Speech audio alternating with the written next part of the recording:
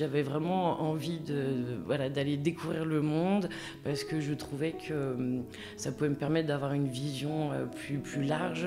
On fait facilement la transposition de se dire cette vie-là au tirage au sort, ça pourrait être moi. Ça a été violent de revenir. Ah oui ? Ah oui, je suis revenue pour Noël, ça a été super violent. Bah oui, en plus. Et on a retrouvé cette dualité qu'on veut trouver à La Réunion entre mer et océan et montagne, et la lac et montagne. Ouais.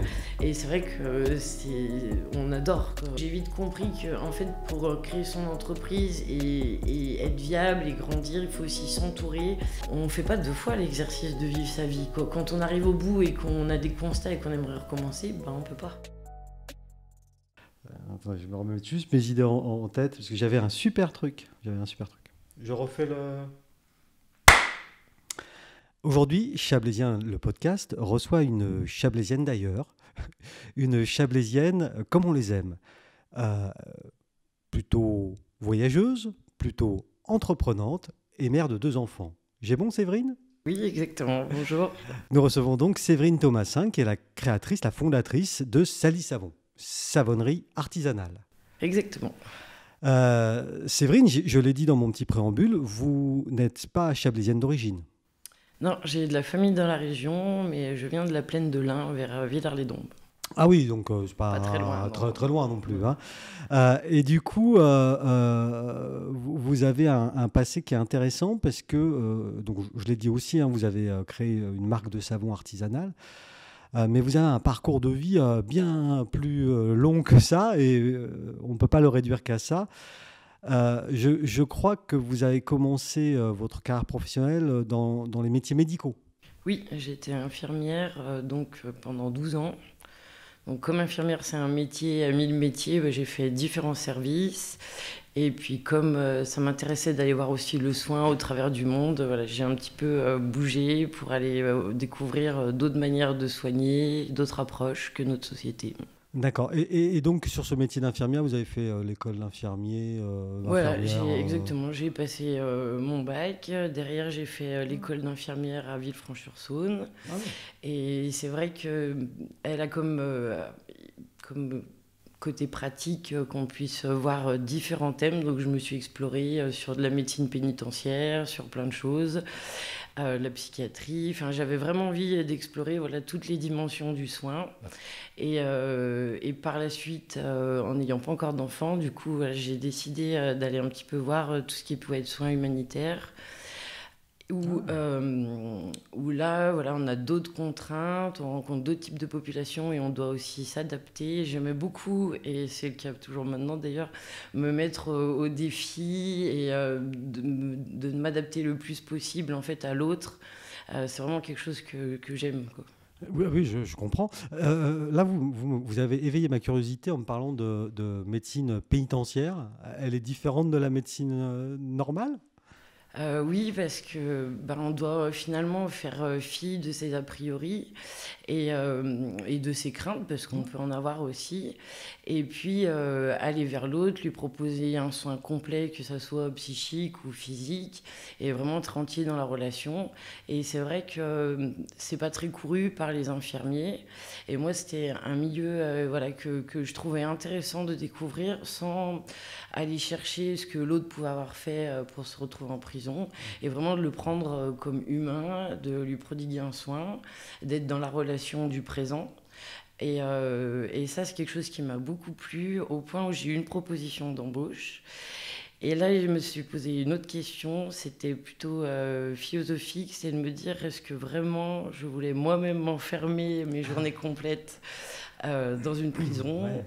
Donc c'est là que j'ai décidé finalement de pas signer de contrat, mais j'ai beaucoup apprécié, ça a été une très bonne école. Et j'ai rencontré des gens dans les soins qui étaient, parce que la prison, il y a l'aspect pénitentiaire qui relève de l'État, et puis il y a les soins qui relèvent aussi de l'État, mais de la partie soignante, et c'est dissocié. Et donc j'ai vraiment dans les soins rencontré des gens qui étaient pleins d'empathie. J'ai trouvé ça vraiment très nourrissant comme expérience. Ah oui, j'imagine. Oui, là, pour le coup, l'empathie.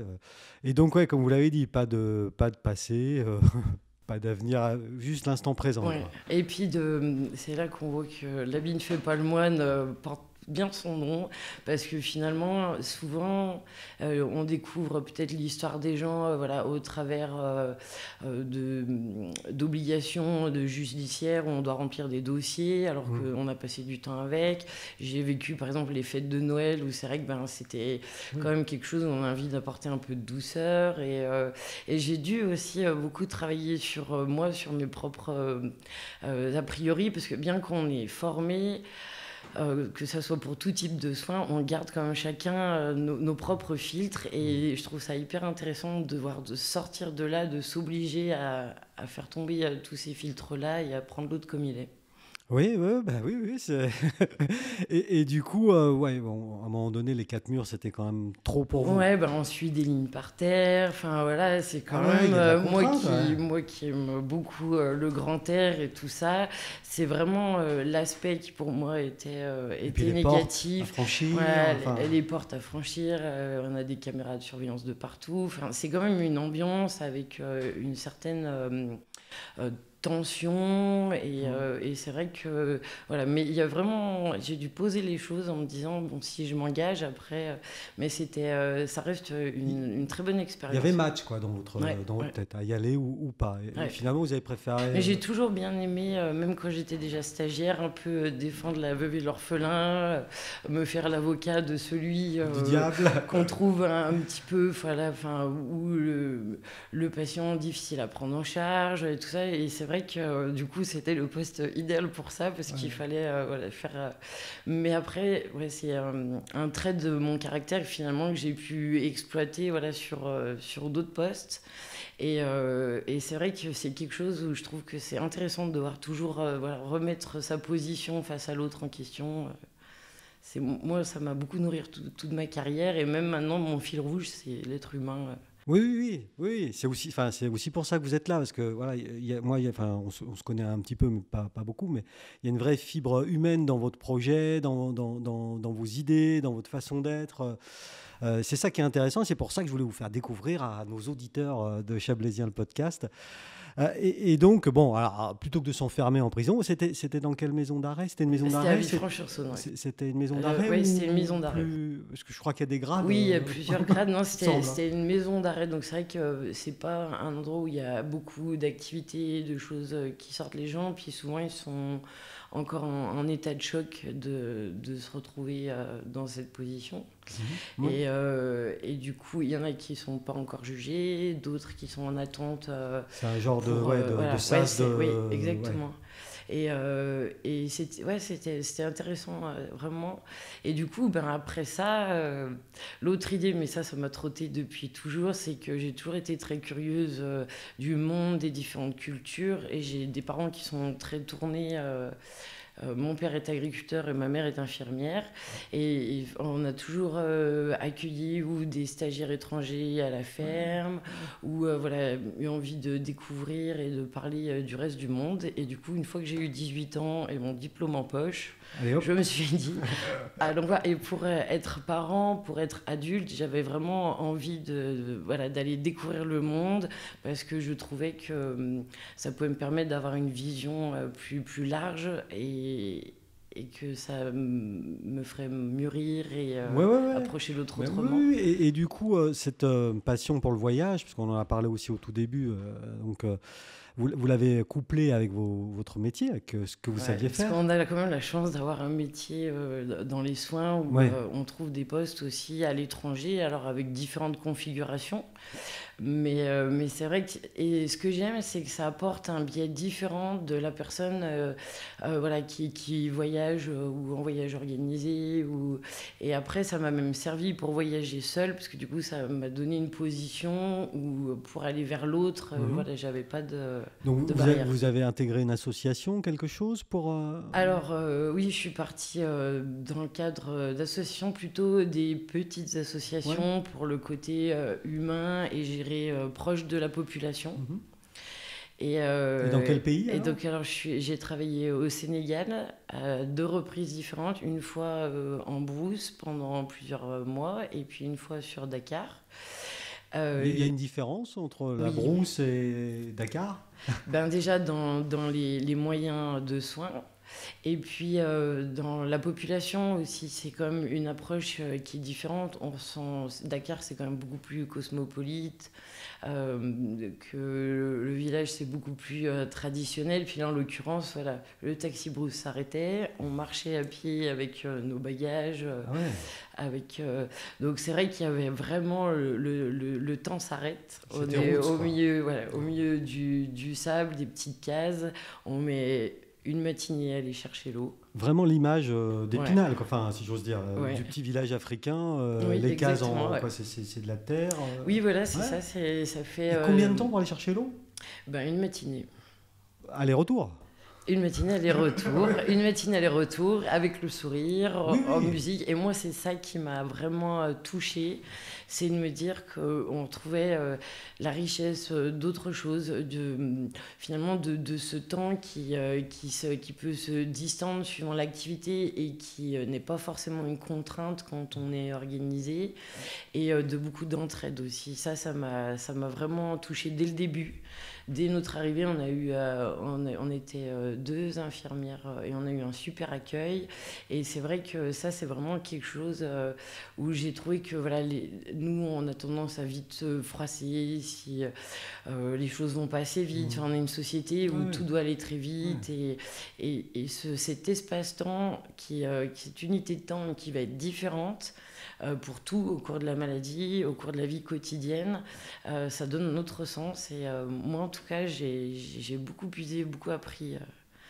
Et puis après, ben, c'est vrai que je vivais chez l'habitant, donc pour comprendre une culture, pour aussi prodiguer des soins, ben, les deux étaient liés, quoi. Finalement, moi, ça me nourrissait et ça me permettait de mieux prendre en charge les gens.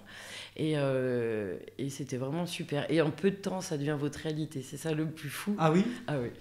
Moi, C'est-à-dire peu de temps, quelques semaines? Ouais, en quelques semaines, finalement, au diable, le confort, enfin tout ça, finalement, moi j'ai trouvé autre chose, en tout cas pour ma part. Et c'est vrai que je me suis dit qu'on oublie vite le matériel, on oublie vite L'Europe tout était ça. très très loin. Ah oui. C'est un autre univers. Ah oui, ça a été violent de revenir. Ah oui? Ah oui, ah oui, je suis revenue pour Noël, ça a été super violent. Bah oui, en plein froid. En plein froid, dans Dans la un Noël société consumériste, de très ouais. consumériste Ouais. et tout ça, alors que là-bas on vit de rien. Le soir, les gens passent dans les cases, récupèrent les plats qui n'ont pas été terminés et les distribuent à ceux qui n'ont pas. Ouais. Enfin, vraiment, il y a une dimension dans le village, une dimension familiale. Et où, un village, c'est combien d'habitants? Enfin, en tout cas là où vous étiez? Ben, là, c'était à peu près 350 à 400 personnes. Ah oui, quand même. Ouais, c'est quand même. Ouais. Ça m'arrivait de me perdre, même. Ah, oui. Parce que voilà. Que toutes les rues se ressemblent.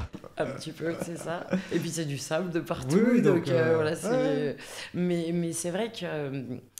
Oui, voilà, il y avait ce côté entraide où finalement, moi, ce que j'ai aimé aussi, c'est qu'il y a plusieurs religions. Les religions sont mixtes, on fait la fête chez les uns, chez les autres, on partage les rites de chacun. Il y a du musulman, ouais. du catholique, Ouais. c'est tout mélangé et tout avance comme il faut finalement. Ben, parce que les gens, voilà, ils vivent ensemble dans une tolérance. Enfin, ils n'ont aucun intérêt à être les uns contre les autres parce que pour être une communauté forte et survivre, finalement, il faut être ensemble. Et j'ai vécu aussi une super expérience, c'est que pas loin, il y avait un village qui, autrefois, était plutôt un village de pêcheurs. Et là, avec le temps, il y avait eu beaucoup de tourisme entre les années 90 à 2000. Ouais. Et c'est vrai que les jeunes générations étaient plutôt habituées à faire du bateau touriste.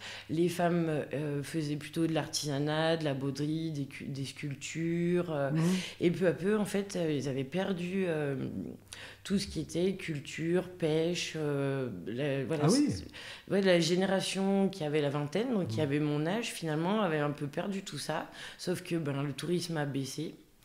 Et que, en fait, on passait, c'était des villages où il y avait peu de tourisme, beaucoup de choses à acheter, des balades à faire, et finalement les gens n'avaient pas de revenus parce qu'ils cultivaient plus, ils pêchaient peu, et ça les avait déconnectés finalement de leur manière de vivre d'avant. Et en fait j'ai rencontré une association belge qui venait justement les aider à se réapproprier les modes de culture et de pêche traditionnels et à reprendre une vie derrière, parce que d'extérieur, nous Européens, on ne se rend pas compte, mais des fois le tourisme, ça peut beaucoup bouleverser une population, surtout sur une petite échelle comme ça. Dans le Chablais aussi, on s'en rend compte, hein, dans les stations, etc. Ouais, le tourisme a beaucoup modifié les modes de vie. C'est vrai que quand il n'y a plus le tourisme, finalement, il n'y a plus les ressources qui vont avec, et si on a perdu tout ce qui faisait qu'on était indépendant et productif pour sa communauté, c'est vraiment... Et j'avais trouvé génial parce que du coup ils le retransmettaient, ils repartageaient avec eux comment se réapproprier leur propre manière de... Et c'était vraiment hyper... comment dire, dans l'échange et tout ça. Et puis à la fois, il y avait un petit pas de plus. C'est-à-dire que c'était pas ne plus accueillir le touriste, c'était l'accueillir, mais dans le cadre de vie qu'on a, c'est-à-dire pas faire des cases et des villages qui sont dortoirs quand il n'y en a pas. Les Airbnb de la case. Créer des petites cases éco-responsables. Donc par exemple, ils installaient des petits panneaux solaires, des choses plus éco-responsables, et c'était vraiment dans l'échange. C'était pas je viens t'apporter mon savoir, parce que c'est pas comme ça que ça marche et que ça dure dans le temps. C'était vraiment dans l'échange, et j'avais trouvé ça, moi qui étais dans les soins, c'était sur un autre thème complètement. Et j'ai trouvé ça super. Parce que votre mission, vous, là-bas, c'était je prodiguais des soins au dispensaire, tout type de soins, en fait, que ça soit de la consultation d'enfants, comme on pourrait le faire en Europe. Le métier d'infirmier, d'infirmière en l'occurrence, mais dans la brousse. Exactement. Et la deuxième fois, par contre, que je suis retournée, là c'était dans le cadre d'une petite association franco-marocaine, et on récupérait dans les villages les enfants qui se brûlent, parce qu'en fait, pour tout ce qui est cuisine et tout ça, souvent c'est un brûleur avec une grosse marmite, et quand les enfants commencent à marcher, malheureusement, ils s'agrippent. Et il y a beaucoup de petits qui ont des brûlures graves, et le problème de la poussière, du sable, c'est pas tout simple à gérer. Et donc on récupérait les enfants dans les villages, on les ramenait, donc c'était pas Dakar Centre, c'était dans la banlieue de Dakar. Il y avait des dames qui s'occupaient au même titre que leurs enfants de tout ce qui était gestion quotidienne des petits, et nous on faisait les pansements, et après on les ramenait. Et j'avais trouvé ça vraiment super. Oui, parce que c'est un vrai fléau finalement, cette histoire des enfants brûlés. Oui, et puis ils ont alors souvent on marche peut-être un petit peu plus tard que chez nous, donc je dirais vers 18 mois par là. D'accord. Et du coup des grandes brûlures, et après c'est vraiment... Et du coup cette vie d'aventurière, entre guillemets, de patachon, j'allais dire, mais c'est pas vraiment le mot, d'aventurière, ça dure combien de temps dans votre... là c'était à chaque fois sur 3-4 mois, parce que c'est vrai que faut pas aussi se déconnecter du quotidien, de la vie européenne et tout ça. Il faut trouver juste l'équilibre. Alors j'ai eu une grande période où je me suis dit je pars que là-dedans. Et en fait j'ai eu l'idée de me dire je vais contacter quelqu'un parce que j'avais candidaté pour faire une école qui est en Belgique de logistique et tout ce qui est plus approfondi dans l'humanitaire, pour avoir un DU. Et j'ai contacté quelqu'un qui revenait de plusieurs années et qui avait travaillé pour des grandes associations comme Médecins Sans Frontières. Et quand je l'ai vu, c'était pas tout positif. C'était quelqu'un qui du coup n'avait plus du tout de vie en Europe, qui avait vraiment absorbé tout ça en se sentant comme impuissante, parce que après c'était plus sur des grosses gestions de crise en Angola, des choses comme ça. Et c'est vrai que j'ai bien réfléchi. Et parallèlement, j'ai aussi croisé mon futur mari. Et l'un dans l'autre, il aurait peut-être été partant, mais l'un dans l'autre, je me suis dit qu'un juste équilibre, c'était bien aussi. Oui, disons que le monsieur que vous avez rencontré, là, c'était un peu le revers de la médaille aussi, quoi. Dans le projet. À long terme. À long terme. Parce que lui, ça faisait 10 ans qu'il faisait ça, et c'est vrai que du coup, il était ça vous vraiment a déconnecté. voilà, ça m'a un petit peu... Je me suis dit que c'était pas forcément un format comme ça, en tout cas, qui me plaisait. Du coup, j'ai continué de le faire comme je l'avais fait. Et un petit peu plus tard, 2 ans plus tard, je suis partie en Inde. Ah oui. Voilà, et faire le même format en allant chez Mère Teresa. Alors chez Mère Teresa, ce qui est génial, c'est que tout le monde peut venir. Donc on croise des retraités bretons, des gentlemen anglais, des jeunes étudiantes allemandes. On vient, on dit bonjour, je voudrais aider quelques semaines, j'ai 15 jours à donner. Et puis fonction de ses capacités, son métier, on vous trouve une occupation. Voilà, exactement. D'accord. Et vous êtes resté chez... Elle était encore de ce monde? Non, elle était plus du tout de ce monde déjà. Non. Mais par contre, j'avais lu beaucoup de choses. Et donc là, ce sont les enfants. Elle aide beaucoup les enfants. C'est à quoi? À Bombay? C'est où? Alors, non, ça c'est... Enfin, là, oui, c'est à Bombay, mais c'est plus en fait mourir dans la dignité. D'accord. Teresa. Parce qu'après il y a aussi Sœur Emmanuel, et là c'est Mère Teresa, c'est mourir dans la dignité. Ah, oui. Et du coup en fait c'est plutôt recueillir les gens qui vont être en fin de vie ou très mal en point et leur procurer des soins déjà de propreté, les nourrir, de confort. De base quoi. De base. L'idée, si on peut les remettre sur pied, ben, tant mieux, mais malheureusement, c'est souvent pas ce qui se passe, que c'est déjà... Il y a beaucoup de monde qui vit dans les rues, et beaucoup de personnes âgées, et ça, pour moi, c'était un grand choc. Ça a été... Parce que mourir dans la dignité, l'entendre, c'est une chose. Le vivre, c'en est une autre. Parce que c'est récupérer beaucoup de mourants et se sentir souvent impuissant. Et puis, les personnes âgées, voilà, on arrive à se parler un petit peu en anglais, on arrive à communiquer, mais souvent, c'est quand même pas tout simple. Et la culture hindoue est une super belle culture, mais très complexe.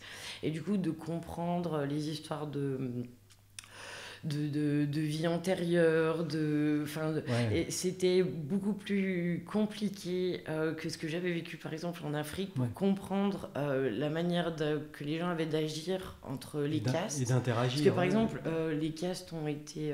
ça fait longtemps que ça n'est plus officiel, mais en fait les gens ont gardé cette manière-là de s'organiser en société. Les castes, en gros, c'est des groupes dans la population qui ne peuvent pas se rencontrer. Quoi. Oui, c'est ça. En gros, c'est ça. Hein. Oui, c'est ça.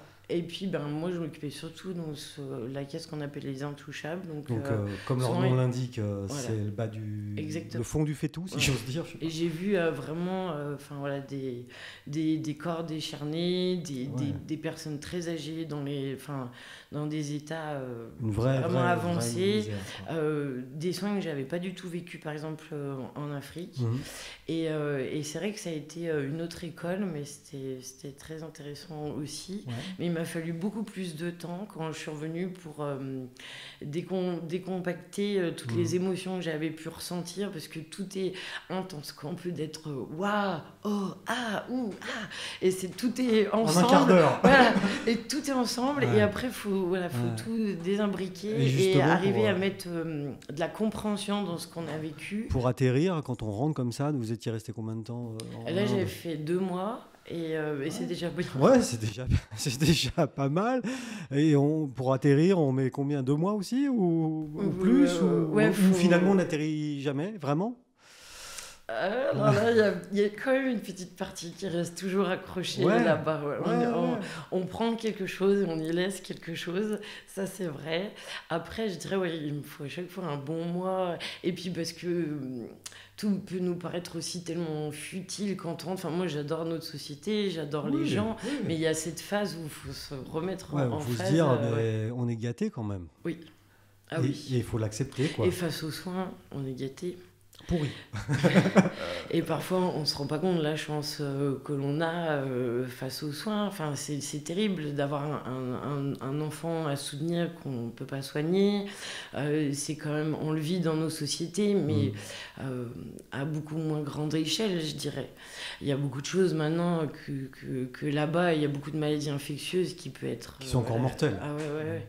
Et par contre, j'ai beaucoup aimé justement investiguer toute la la culture hindoue et tout ça, c'était vraiment magnifique et très visuel. Ça, c'est quelque chose qui m'a marqué parce que c'est rempli de couleurs, de rituels et tout ça. Et c'est vrai que ça a été vraiment chouette de découvrir tout ça. Et les gens sont aussi, à chaque fois que ce soit en Afrique, ce que j'aime, c'est qu'ils sont aussi très curieux de notre culture. Ils ont beaucoup de questions. Et du coup, c'est vraiment un échange. Oui, parce que vous étiez curieuse aussi de leur culture. Donc, Oui, mais m'est arrivé, j'ai voulu aider et reculer un 4x4, tout le monde a dit, ah, mais t'es une femme, on ne conduit pas. Ah mais si, moi chez moi j'ai le permis. Je conduire. Et ça c'était génial comme échange et de voir la place de la femme dans le monde. Il y a aussi beaucoup à faire, parce que moi en tant que femme je le vois aussi de ce biais-là. Et je me dis, oula, il y a beaucoup à faire encore chez nous, mais on est quand même chanceux. Ouais, on avance quand même. Ah ouais, oui. C'est ça qu'on se rend compte en rentrant. On se dit que bon, il y a encore des choses à faire, c'est vrai, rien n'est parfait, mais on a avancé quand même. Ah oui, je me suis liée d'amitié, ça c'était plus tard, et à Madagascar, pour une jeune femme qui était de la même année que moi. Ouais. Donc on fait facilement la transposition de se dire cette vie-là, au tirage au sort, ça pourrait être moi. Oui. Et nous, on était là pour trouver une falaise pour faire de l'escalade. Et en fait, on est tombé sur un endroit où les hommes découpaient la falaise en cubes. Et après, vous aviez des dames sous des tentes avec leurs enfants autour qui cassaient au marteau en petits morceaux des graviers. Les cubes, qui ensuite étaient récupérés par une autre personne avec une charrette et un âne. Pour la construction. Voilà, pour de la construction, pour des gravats. Et en fait, on a sympathisé, discuté. C'est vrai que même les petits, du coup, cassaient aussi. Voilà, sans obligation de rendement ni rien, mais finalement toute la famille participait. Et on s'est retrouvés invités chez elle. Et c'est vrai que de se dire, quand on échangeait, que son quotidien, c'était la lessive à la rivière avec les vêtements, c'était prendre la viande qui était clouée contre un mur de la case et la faire cuire des heures pour qu'elle soit comestible et non dangereuse. Voilà. Ensuite, préparer le couchage pour toute la famille dans la même pièce. Enfin, c'est vrai que c'est vraiment un mode de vie qui est différent et c'est hyper enrichissant. Et à la fois, je me suis dit, waouh, en tant que femme, quel courage, quoi. Puis elle avait mon âge, moi j'avais pas encore d'enfant, donc j'avais 26 ans et elle en avait déjà 4. Ouais. Donc c'est une vie où on peut être aussi, je pense, super heureux et tout ça, mais c'est juste que c'est un hyper grand écart par rapport à ce que nous on peut vivre. Puis de perspective aussi.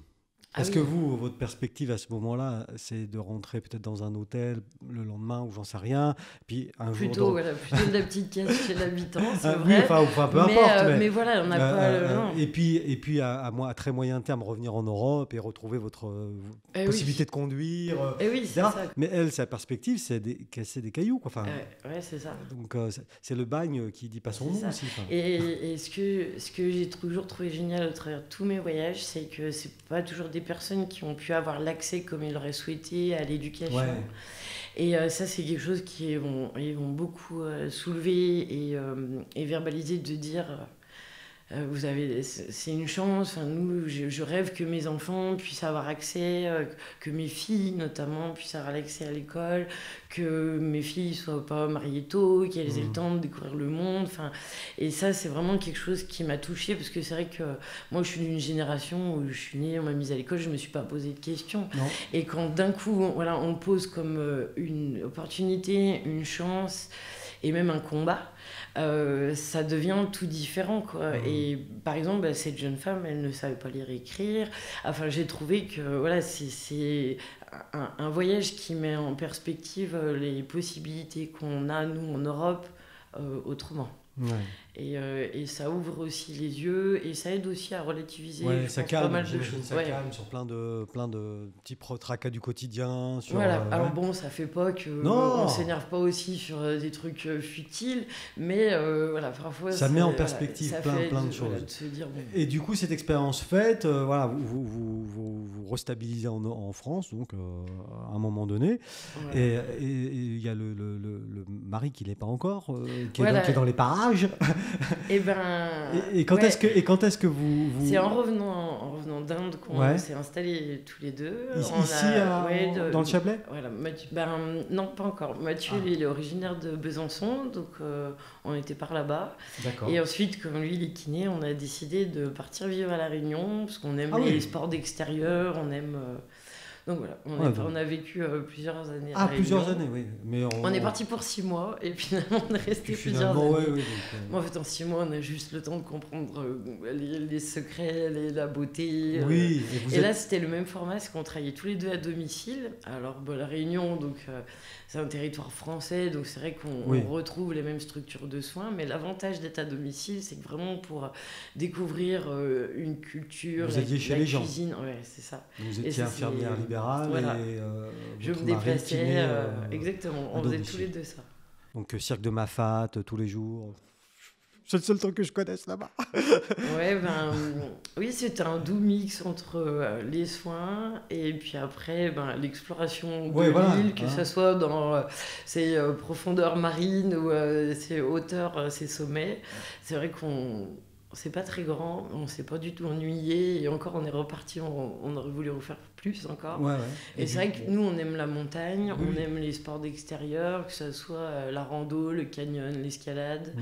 Donc c'est vrai qu'on s'est régalé. Et à côté de ça, on a découvert vraiment une culture mixée parce qu'à La Réunion, à la base, personne n'est endémique de La Réunion. Non. Il n'y avait ni animaux, ni quoi que ce soit. Tout le monde est venu à un moment ou un autre. On ne sait pas comment. Et au gré des conquêtes, grâce aux scorbut, d'ailleurs, parce que en fait, l'idée, c'était entre les Indes et le retour en Europe, de faire des terres de culture pour que les gens aient accès à des légumes frais pour pas tomber malade. Et c'est comme ça que ça a commencé. Puis après, ils ont fait venir des Malgaches, et puis des Hindous, et puis plus tard des Chinois. Et ça donnait un doux mix, même dans la cuisine, même dans tout. Un peu comme Maurice, parce qu'ils sont à exactement. côté. C'est à côté, c'est exactement pareil. Esprit, quoi. Et ça, c'était vraiment une super découverte. Nous, on a vraiment eu un partage qui a été chouette. Et on s'est régalé autant par les saveurs que la beauté des paysages. Et ce que j'aime par rapport j'avais fait beaucoup de randonnées dès l'enfance dans les Alpes, et c'est qu'à La Réunion on commence par descendre pour ensuite remonter, et ça change tout. Ça change tout. C'est un format que nous souvent on arrive au pied et on regarde le sommet, et là, souvent on regarde déjà le bas du cirque pour se dire le rempart, faut le descendre, et après et puis ton d'Anchin, c'est là-haut, c'est parti. Donc on est en haut, on descend le cirque, alors qu'en fait en face c'est à 2 km à vol d'oiseau, et on a fait 25 km avec à peu près 3000 mètres de dénivelé. La toute première fois on a pris notre carte, on a regardé le cirque de Mafat, on s'est dit on va faire ça, super, allez, on prend un guide de barbecue, on prend la tente, on a été, mais nous on n'avait pas le dénivelé, tout ça sur la carte. Puis on habitait un petit village sur les pentes du Maïdo, donc qui était déjà à 1000 mètres, donc le haut du Maïdo c'était pas très loin. On s'est dit chouette, on va y attaquer par là. Et en fait quand on est arrivé, déjà on avait un rempart de 1000 mètres à descendre, donc ça, en 5 km ça fait les cuisses. Puis, les gens ils nous croisaient, mais vous avez pris votre armoire? Non, on avait des sacs de voyage type 70 litres de routard et tout ça sur le dos. Donc c'est plutôt pas ce qu'on croise comme format que les gens ont dans le dos. Et du coup, à la moitié de notre tour, on s'est dit là, je crois qu'il faut qu'on réadapte. En fait, on a mis 3 fois plus de temps pour faire ce qu'on avait prévu. Il va falloir qu'on se professionnalise un peu. Là. Et donc, du coup, cette vie d'opulence dure quelques années. Et vous rentrez donc en métropole. Et là, c'est à ce moment-là que vous arrivez dans la région. C'est ça. En fait, ce qu'on a aimé, c'est que moi, je connaissais, donc, puisque j'ai de la famille dans le coin. Donc, depuis enfant, je venais souvent. Et on a retrouvé cette dualité qu'on peut trouver à La Réunion entre mer et océan et montagne, et la lac et montagne, et c'est vrai que on adore on a ces deux éléments, et je trouve que ces deux éléments qui sont autant magnétiques l'un que d'autres, et ils nous apportent une sérénité. Donc du coup on s'est installé ici, c'était en 2010. Donc ça fait une dizaine d'années. 10 ans, bien. Officiellement, vous avez le badge chablaisien, donc ça y est, Voilà. 10 ans de... Ouais, c'est bon. Hein, C'est bon, c'est adopté. Bon, ça. Et du coup, je crois savoir, mais peut-être je me trompe, et c'est pour ça. Le monde du soin, le monde infirmier, à un moment donné, ça vous a pesé. Ouais. Je crois savoir, au détour d'une conversation qu'on a eue, et c'est à ce moment-là que vous avez eu l'idée. Quand est-ce que le savon, parce on va y arriver quand même, au petit savon qui est là, Séverine gentiment nous en a apporté un modèle. Je le montre pour ceux qui nous écoutent et qui nous regardent sur la chaîne YouTube. Je vous rappelle, Chablaisien le podcast sur YouTube. Abonnez-vous, sinon mon producteur m'engueule, alors je suis obligé de le dire. Quand est-ce que le savon arrive dans votre vie, Séverine ? En fait, quand on est rentré, je me suis spécialisée en cancérologie, tout ce qui est oncologie, et du coup, je travaillais dans un centre de chimio. On accompagnait les personnes au cours de leurs soins, et j'ai eu un premier enfant, puis un deuxième, et quand ma fille est née, elle avait des problèmes de peau qui ont fait que j'ai commencé à me poser des questions, à un petit peu me documenter, et parallèlement je rencontrais souvent des jeunes femmes qui pouvaient avoir des mélanomes et me dire tiens, si jeune, et c'est vrai qu'au cours de mon cursus de spécialisation, c'est vrai que les cosmétiques, tout ce qui était de l'usage quotidien et la répétition de ce qu'on peut finalement se mettre sur la peau et l'irritation que ça peut amener, en est un facteur parmi tant d'autres, mais en est un facteur, m'a fait beaucoup me questionner là-dessus. Et comme moi je prépare des chimios et que finalement être précise, se protéger d'un produit dangereux, c'était tout des prérequis que j'avais déjà. Pour ma fille qui avait ses problèmes de peau, j'ai commencé à fabriquer du savon comme ça. Et en fait, je suis tombée dans la marmite, j'ai adoré, et puis après, mais comment est-ce que alors parce que là il y a une idée quand même. Comment est-ce qu'on se dit tiens, j'ai ma fille qui a des problèmes de peau, ce qui a été le cas pour ma fille aussi, quand elle était petite. Mais bon, je me suis pas dit je vais fabriquer du savon. Ce que je veux dire, c'est quel produit vous avez trouvé, vous avez mis dans votre savon, vous êtes renseigné quand même. Oui, en fait, déjà, on me faisait, par les soins, acheter. Moi, j'avais très confiance en tout ce qui était la dermatologie, tout ça. J'avais mes petits carcans d'infirmière, donc. Et du coup, c'était la désillusion. J'ai acheté des crèmes très chères. Souvent, elles ne les supportaient pas. Donc, on n'arrivait même pas à voir si elles pouvaient être traitantes ou pas. Parce que pour les excipients qu'il y avait dedans, les conservateurs, pour une raison X ou Y, à chaque fois, finalement, je lui mettais 3 fois rien de crème. Et puis, on ne pouvait pas l'utiliser. Et du coup, non, après, je suis quelqu'un qui aime beaucoup me documenter, lire et apprendre. Donc, je me suis renseignée. Et puis, j'ai fait des premiers protos, puis petit à petit, je l'ai amélioré pour Donc ça, c'est chez vous, dans votre cuisine c'était vraiment, c'est vraiment artisanal. Après, c'est vrai qu'il y a beaucoup de choses similaires. Il faut faire des calculs de doses, c'est tout des choses en fait que moi je faisais dans les soins déjà, donc j'avais déjà des prérequis. Et puis, après, les ingrédients... Exactement, ça vient de plein de choses finalement. Le karité, parce que j'avais vu au Sénégal qu'on allait sur les dermites utiliser du karité et que ça marchait beaucoup mieux que toutes nos crèmes européennes. Ça va être de la lecture et de l'information, des petits tests personnels aussi. Et voilà, et ça a donné le douceur d'avocat qui est le premier savon de ma gamme actuelle. Ah oui. Ouais. Douceur d'avocat.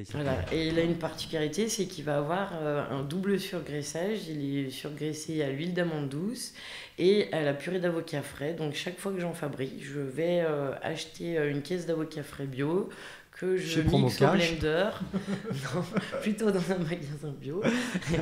Que je mixe au blender et que j'inclus dans ma recette.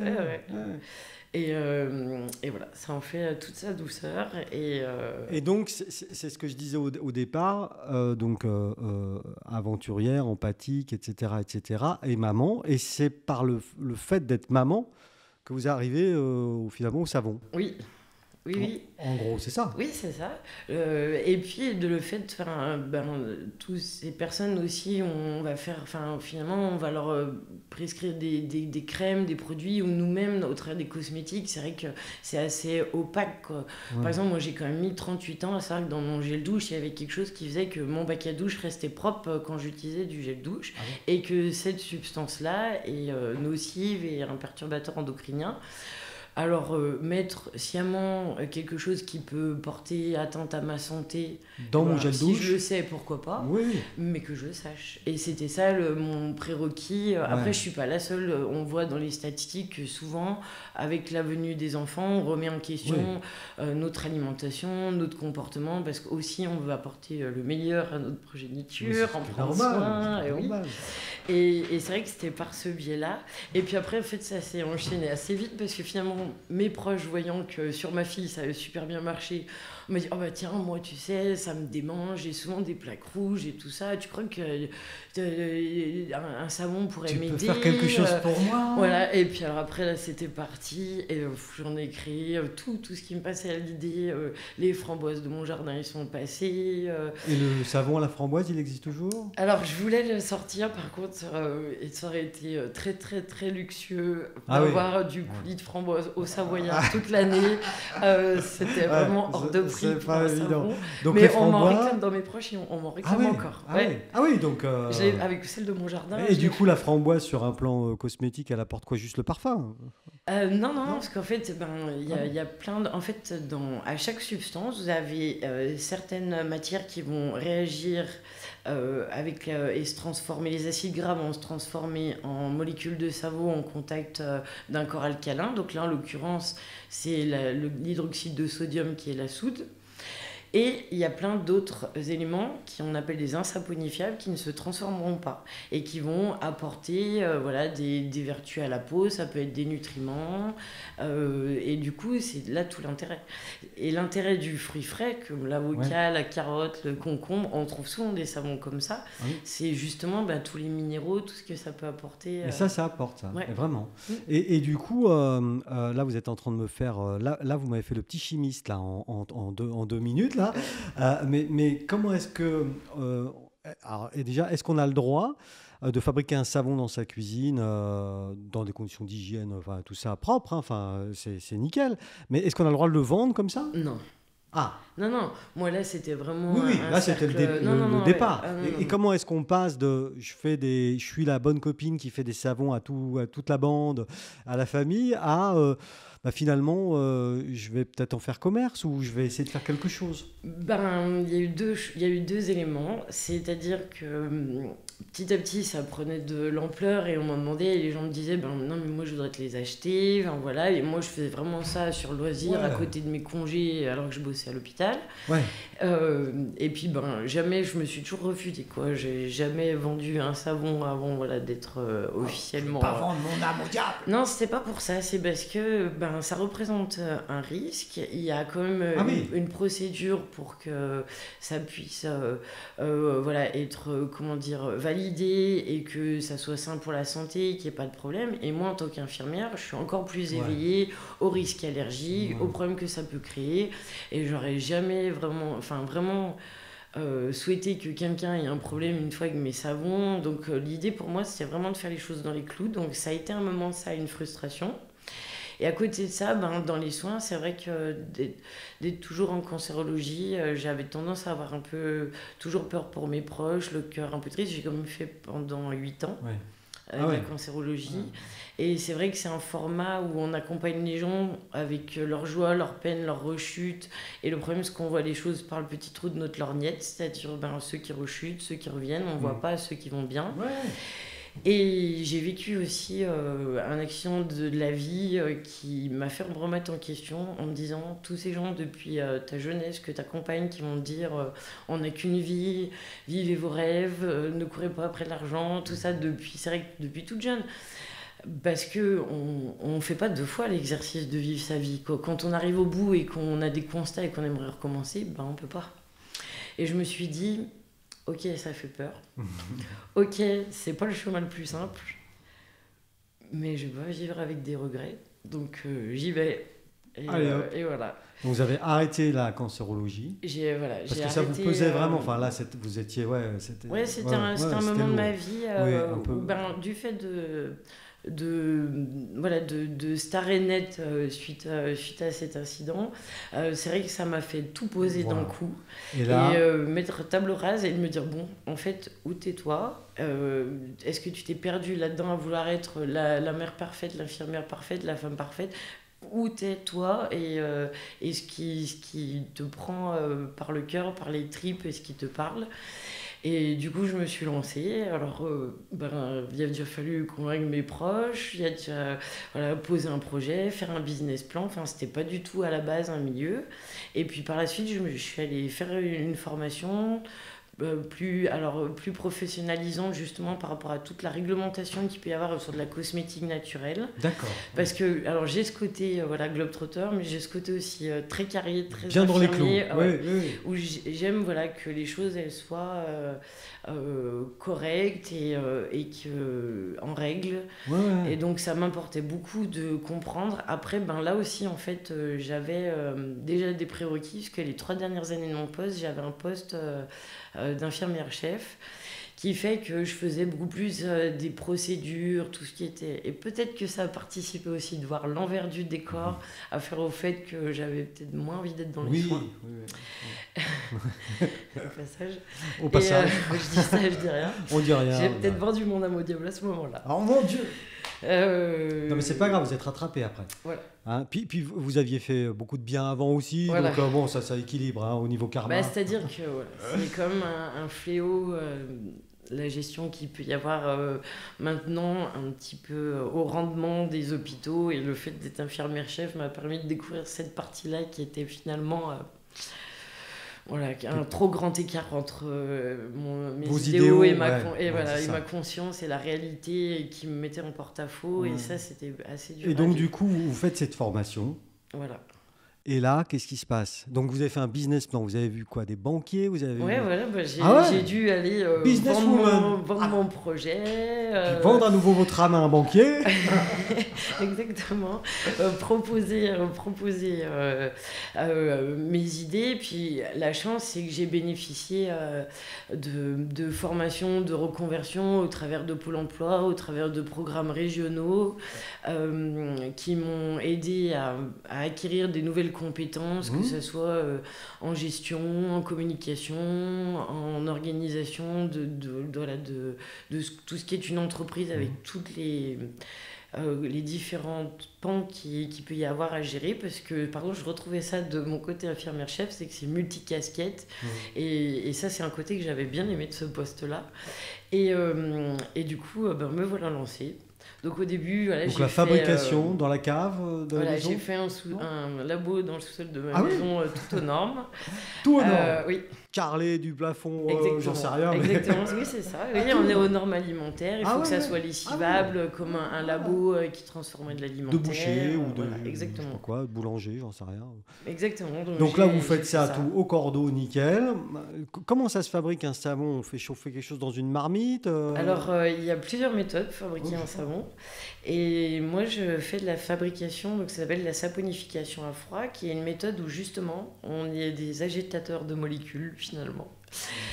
C'est-à-dire qu'on va faire rencontrer des huiles végétales avec donc une base alcaline, donc comme la soude, qui va donner du savon solide, et ça pourrait être de la potasse qui donnerait un savon liquide. Parce que là, ce que vous êtes en train de me dire, parce que moi, là, on arrive dans la limite de mes compétences, largement. La base du savon, c'est de l'huile, en fait, du gras. Ouais. Ah oui. On peut faire avec n'importe quel acide gras. On peut faire avec des graisses animales, on peut faire avec des graisses minérales, tant que c'est des acides gras. Et en fait, c'est là que touche, le débat stérile qu'on entend régulièrement entre chimie et naturel. Ouais. C'est-à-dire que nous sommes des êtres naturels, quelque part, et à la fois... On vient d'une réaction chimique, et tout est comme ça dans la nature. Et donc, la molécule de savon, c'est la rencontre de 2 molécules ensemble qui vont interagir et se transformer. Alors, on les met dans le naturel, on les met dans le chimique. On sait par exemple que par le force des remous sur les marais salins, avec les végétaux qui sont en décomposition, le mouvement des vagues et les graisses qu'il peut y avoir dans les plumes d'oiseaux et tout ça, on observe naturellement ou chimiquement, je ne sais pas, mais en tout cas sans action humaine, des bulles de savon, du savon de se l'écu, crée oui, à l'état oui. naturel. C'est Oui, ça que oui. vous êtes en train de me dire. Ben, Non, mais sans c'est- intervention Oui, humaine, oui, en fait. à l'état, En fait, oui. c'est le mouvement qui crée Ouais. la rencontre et qui va agiter les molécules ensemble et les D'accord. faire se Et donc, dans transformer. votre saponisation à froid, Saponification à froid, ouais. saponifie, oh là, mon Dieu. Oui. Ouais, c'est un Non, mais bon mot. trop pincé. Oh. Et c'est ça. C'est quoi? C'est donc une machine qui agite l'huile et le. Bref, c'est mes petits bras avec Ah. un fouet Ah oui. ou un mélangeur. Alors, la version 1 de Sally Savon, c'était avec un fouet, un grand fouet de cuisine, et puis un mélangeur, type mélangeur à peinture sur une perceuse, mais avec un pied homologué alimentaire. Ouais. D'accord. Et maintenant, j'ai la même chose, mais avec un trépied qui est porté tout seul, parce que porter Ouais, mais la maintenant c'est perceuse... la classe parce que moi j'ai souvenir d'une rencontre il y a quelques années où on s'était vu et vous m'aviez parlé de votre projet. Votre projet, c'était peut-être de faire quelques savons, enfin de les faire, ça c'est sûr, et d'aller les vendre sur les marchés. Et puis là, vous seriez heureuse.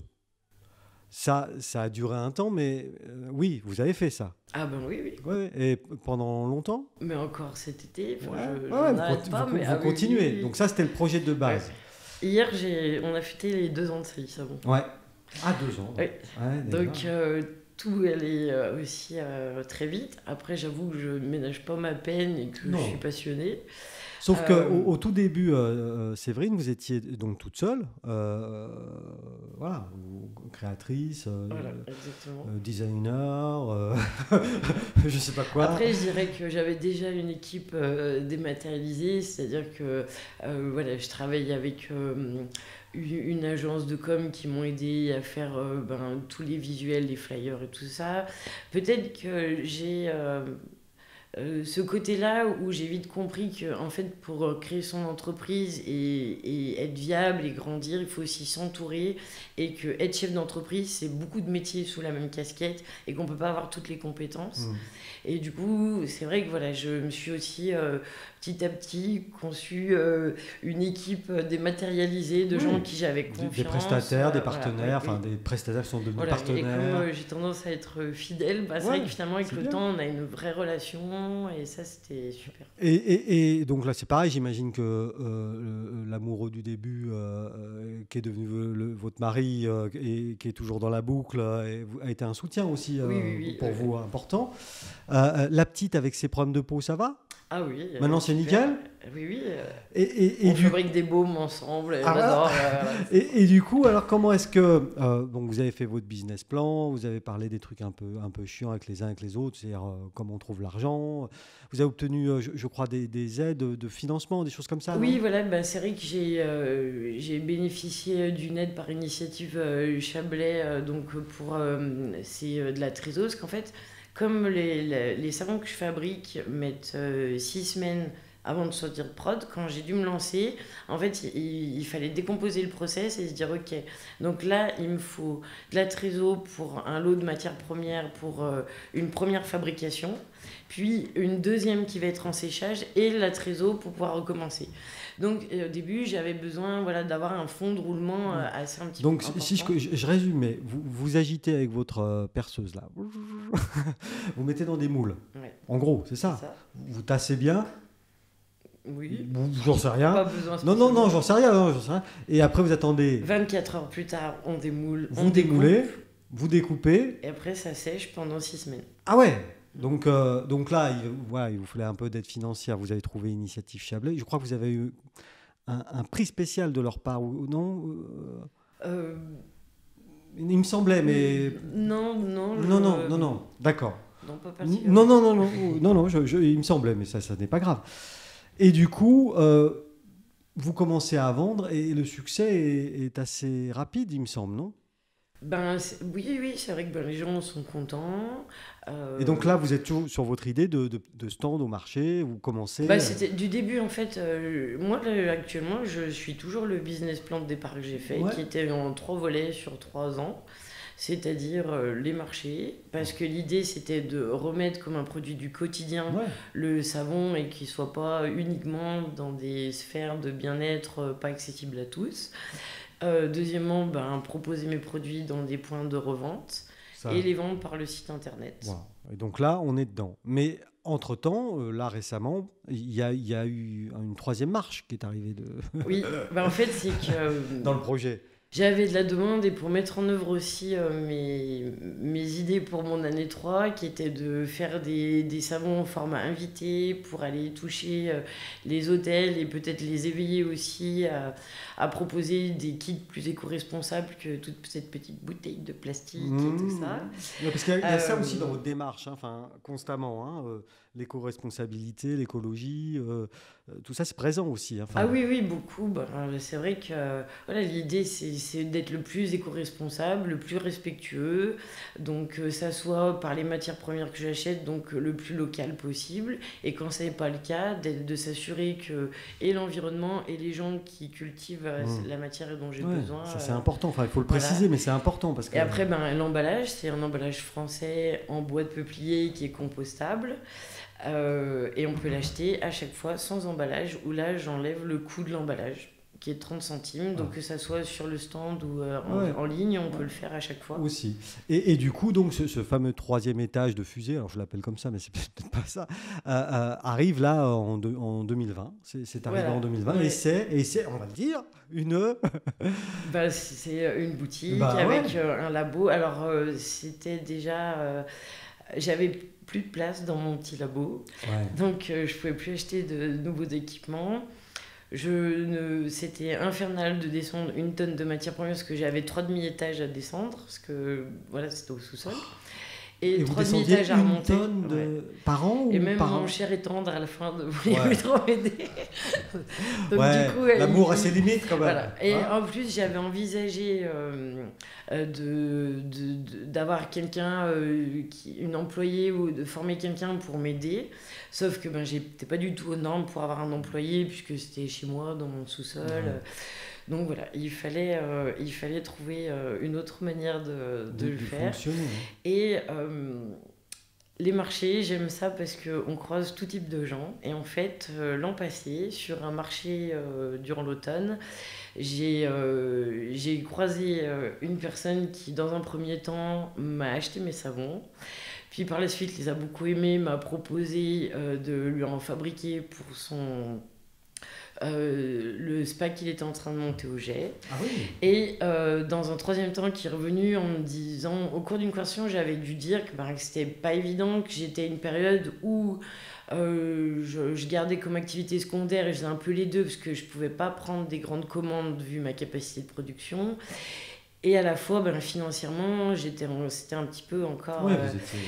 Et du coup, il m'a dit, mais qu'est-ce qu'il faudrait, donc j'ai dit plus de matériel, la possibilité d'ouvrir à la formation de quelqu'un pour m'aider, et ainsi de suite.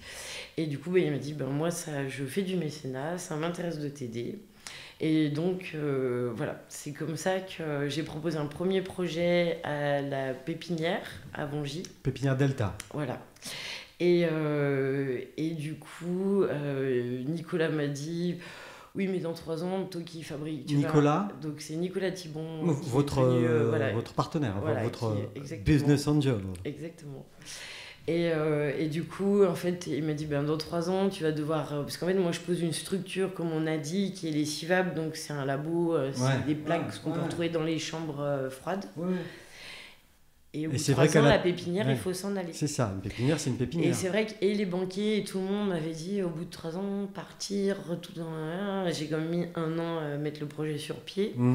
Donc, résultat des courses, il m'a dit, moi, je peux te faire une proposition et acheter un local, le louer à un coût comme à la pépinière qui progresserait au fur et à mesure de ton évolution. Et ouais, comment est né le projet. Alors, il y en a qui au marché achètent des fruits et des légumes, et vous trouvez en tout cas un business angel, ce qui est pas mal. Tout en étant arrivé pour vendre des produits, vous avez trouvé un partenaire. Voilà, et ce qui est beau, c'est que je l'aurais sûrement pas fait si ça avait été quelqu'un en costard qui m'aurait pris de haut juste pour investir de l'argent. Ce que j'ai aimé, c'est qu'il a d'abord aimé mes produits et il a ensuite adhéré à l'idée de se dire oui, effectivement, enfin, quelque chose de plus éco-responsable, qui prenne soin de nous et tout ça, l'idée. Et c'est là vraiment où on se trouve notre terrain commun, il est vraiment là. C'est une rencontre. Et c'est vraiment une rencontre. Une rencontre, il y a une osmose qui s'est faite, quelque chose comme ça. Et donc, du coup, il est où ce local? Donc, mon local, il est dans l'espace Léman 2, qui est sur la commune la frontière. À la frontière entre Margencel, Antilles et Thonon, puisque le découpage est... Dans le triangle d'or. Je vais le faire simple. Quand on prend la sortie 5 du contournement et qu'on arrive vers les concessionnaires Fiat et Peugeot, on passe entre les deux au rond-point, c'est-à-dire qu'on prend tout de suite à droite, on fait 500 mètres, et là on a des nouveaux bâtiments, dont un qui est marron chocolat et vert qui s'appelle le Carré Vert. Et là vous trouverez l'enseigne Sali Savon avec la boutique. On vous trouve aussi sur internet, vous l'avez dit, c'est salisavon.com. .fr, je sais pas. Et aussi sur les marchés, mais alors...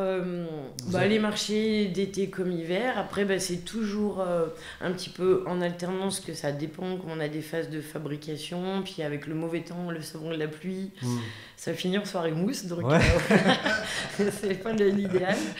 Et après, c'est vrai que cet été, j'étais sur les petits marchés du soir, que ce soit Acier, à Antilles. Pour moi, c'est important, je crée beaucoup de partenariats locaux. Donc, je fais partie d'une association qui est Créaterra, où on est tout plein d'artisans à s'être regroupés pour proposer des événements. Et parce que la petite maille, c'est important, c'est ça qui fait la force d'être ensemble. Et après, je travaille avec des boutiques qui me distribuent, et ça me permet de fabriquer pendant qu'ils vendent mes produits, et j'en suis très reconnaissante. Oui. Donc là, on vous trouve à Thonon, Évian, exactement. En station peut-être Évian, aussi en station, un petit peu dans toute la région, jusqu'à Vuillan-Sala, Cluses, Saint-Gervais. On n'est plus du tout dans le Chablais. Et là, si vous voulez, c'est le nouvel exercice où vraiment je remercie Nicolas, c'est que ça me permet de faire rentrer de l'humain et plein de gens dans mon projet. Et du coup, j'ai des petites... j'ai des alternantes qui sont venues travailler avec moi, et ça, c'était génial de travailler avec leur vision de la cosmétique en mode... qu'est-ce qu'on fera pour le futur et comment on prend les choses. Oui, ça, chez les jeunes, il y a cette conscience-là.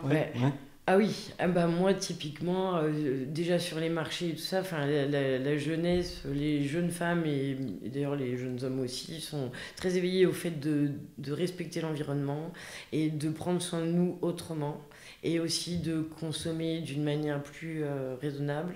Donc c'est vraiment super, j'adore travailler et amener d'autres visions et partager, c'est super. Après, je travaille aussi avec les aides de Thonon en partenariat. Ils m'aident à étiqueter, emballer mes savons. Et parallèlement, j'ai des personnes que je forme au laboratoire avec moi. Et puis, j'ai récemment Charlène, avec qui je travaille depuis 2 ans, qui fait de la couture, qui est couturière professionnelle, qui, elle, cherchait un local et moi, quelqu'un pour m'aider au labo. Et du coup, c'est devenu ma collaboratrice. Et du coup, maintenant, elle fabrique avec moi et on coud pour Sali Savon, on crée ensemble des produits. Donc, c'est une nouvelle aventure. Ouais, ça avance bien. Avec des nouvelles personnes. Alors, je dis que cette année, ça m'a quand même donné des sueurs avec le contexte sanitaire actuel. Mais l'idée, c'est de mettre du cœur, de l'humain. Et de dire, oui, on peut grandir en tant qu'entreprise et garder le fil rouge, d'être solidaire et social. Et ça, c'est vraiment chouette. Et malgré qu'il y a 1000 sortes de savons, je veux dire, le faire à ma façon. Avec la première chose que je me suis jurée en me reconvertissant, c'est que je serais fidèle à moi-même.